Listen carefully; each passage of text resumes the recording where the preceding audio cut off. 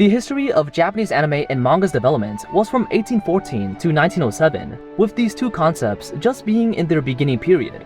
From 1908 to 1945, the Japanese manga industry began to be understood by the world, and anime evolved from that original 10-minute short story to the level where long-form anime movies could be made. I call this the budding period. It also means that this industry, which is about to grow into a towering tree in the future, had just emerged with a little green and is recognized by those passing pedestrians.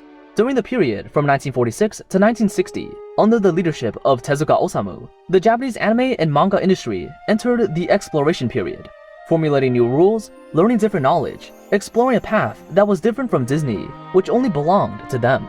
From 1961 to 1977, which was the maturation period, a variety of new anime genres were created on the basis of new formulations, and the pioneers paved the way for the next period. Being considered the golden age from 1978 to 1991, it was the fastest period of progress for Japanese anime and manga. Differing from the previous periods, the golden age did not focus on creating new types of anime, but brought the original types to a new peak, deepening the ideological connotation of the works, and producing anime works that even adults liked. Coupled with a massive budget increase, the quality of anime from that period even surpasses much of the anime from the 21st century. However, this era had also suffered a lot of disasters and ended.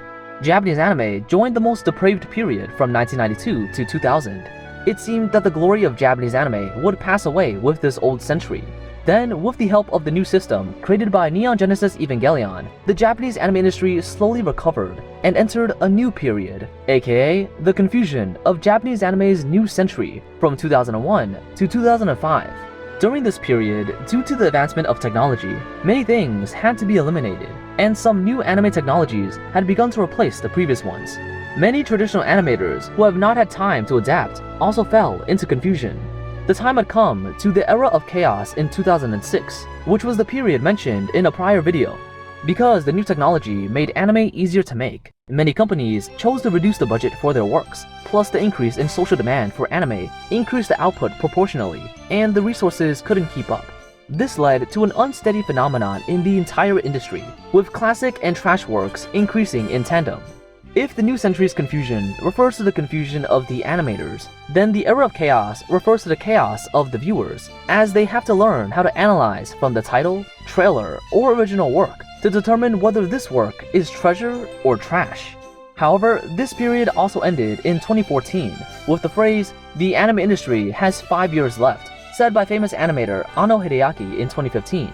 Japanese anime entered its 9th period, the trash era. Before I introduce this period, let me mention that the technology and experience accumulated by the development of Japanese anime are unparalleled, as the anime industry is still increasing every year. In this case, it is impossible for Japanese anime to end within 5 years, unless there was a huge natural disaster or war. He said that the reason for this is probably to promote the upcoming Evangelion movie in the future, as if we have saved the anime industry once, and it's okay to do it again. Or perhaps Anno Hideaki was really getting a little pessimistic about some of the low-quality anime that had become popular recently. Anyway, the anime industry really started to decline after he said that. The trash era is characterized by a large increase in low-quality harem light novels. The original plots of these works were not good, plus the low-effort production of the animators made them trash, as the name suggests. These works are aware of their own negatives, and in order to make the viewers interested in them, they purposefully put their all onto the cover, putting all the female characters within the work on the cover, wearing revealing clothing or doing some ecchi poses. Similar works have been done before, but reached a peak in 2015. World Break, The Testament of Sister New Devil, Absolute Duel, Unlimited Fafnir, Aizuka, and so on. This is only the trash generated in the first quarter of 2015, but the trash produced in this quarter alone was more than the total amount of previous years. Sadly, the number of good works hasn't changed much, and viewers have had to find those real treasures from the trash. At the same time, the homogeneity problem reached its peak during this period, and many works seem to have come from the same parents. For example, on October 3rd, 2015, Japanese viewers who traditionally waited in front of their TV sets for the new anime were about to experience what is called deja vu. The first episode of an anime called Chivalry of a Failed Knight started on TV at 11 o'clock that night. There's not much to say about this episode. It's just like a usual harem anime. A red-haired tsundere heroine who changes clothing but never locks the door meets a protagonist who knows someone is in the room but never knocks on the door. Then they start a showdown. The only part that is not cliché is probably the part where the male protagonist takes off his clothes after seeing the female protagonist naked to make up for it. After 2 commercials in the middle and at the end, the time comes to 11:30. It was time for the next anime, which was called The Asterisk War. A red-haired tsundere heroine who changes clothing but never locks the window meets a male protagonist who illegally invades through the window, and then the two begin to fight again. If the Testament of Sister New Devil's broadcast date could have been 6 days earlier, then those Japanese viewers' reactions would have been hilarious. I also can't always say that these make the viewers feel that there are only 2 types of current Japanese anime, harems and isekais. Besides, not all isekai harem anime are the same. Didn't Konosuba come out a year later? There is also harem anime Owari Monogatari adapted from a light novel, Haikyuu, which is in the sports genre, and One Punch Man, which summarizes a hero. But the biggest impact on the entire anime industry that year was the influx of foreign capital. The more famous ones were on Netflix, such as with Devilmancrybaby, Be the Beginning, and Aiko Incarnation. These anime were all invested in by it. Netflix invests in anime with a higher than average budget, and will give creators enough time to polish the quality of these works. So Netflix's Japanese anime are of much higher than average quality. They also have another feature of broadcasting 1 season at a time, and many netizens call Netflix the savior of Japanese anime. However, to obtain something, there will always be sacrifices, and the addition of foreign capital meant that the creative freedom of those animators in Japan would be cut down again. In order to cater to the preferences of viewers in other cultural backgrounds, creators would combine the types that Japanese viewers want to see and those that other countries want to see, resulting in extremely deformed works. For example, the anime company MAPPA, which should be familiar to you guys, is loved by many anime fans for its high quality and high production. In 2021, it launched a work called Yasuke, under the investment of Netflix, which tells the story of Japan's first African samurai against the background of real history. This anime is top-notch, whether in terms of its art style animation and fluency, as well as the plot setting of the first African samurai in Japan being very attractive. It stands to reason that the rating of this anime would be very high. So let's go on my anime list to check the score of 5.77. Barely breaking Katsudo Shashin's record. The biggest feeling this anime gives me is its sense of contradiction. A work that started with early Japan as the background of the story has a lot of supernatural elements such as magic, as well as giant robots in the later plots.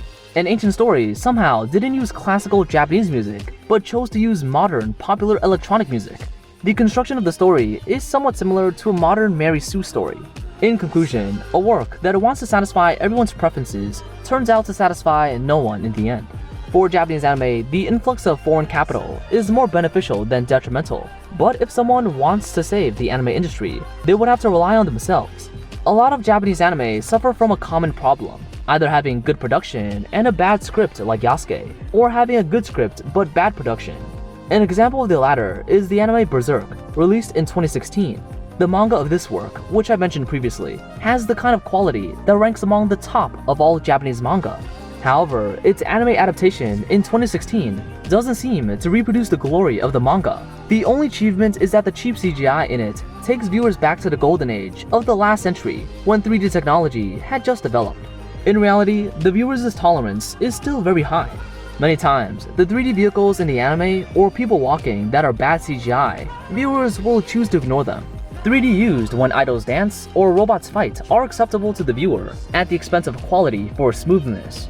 But the CGI in Berserk is completely the result of the laziness of the production team, and the CGI in Overlord Season 3 cannot express the shock of the original work at all. Since then, many viewers seem to be suffering from a disease called bad CGI PTSD. Whenever they see CGI in an anime, even if the anime itself is very interesting, they will not choose to watch it. In 2017, in order to treat the pandemic of bad CGI PTSD, Dr. Orange developed a drug called the Land of the Lustrous and successfully cured a large number of patients, making them once again have confidence in the CGI technology of Japanese anime. When the world's first 3D anime, Alice, was born, the annual output of Japanese anime was less than 100, and the market share of anime was barely hovering around 100 billion yen. By 2018, the annual output of anime exceeded 280, and the market share would reach 2.1 trillion yen. Although I keep saying that Japanese anime is declining, as well as calling it the trash era. In reality, it's actually developing quite well. Other than a slight drop in 2009, it quickly rose back up and has continued to increase in the future. In 2019, it even reached more than 2.5 trillion yen. I think you all know about the next event. After all, that event is not only a global disaster for the anime industry, but we are still affected by that event to this day. If you were to rank the most miserable years in the Japanese anime industry according to the timeline, then 2019 would be the most miserable year for it since the 21st century. Even compared with the 20th century, the light on the negative side was still bad enough to be overshadowed by the years that ended the Golden Age. The saddest year for Japanese anime, 2019.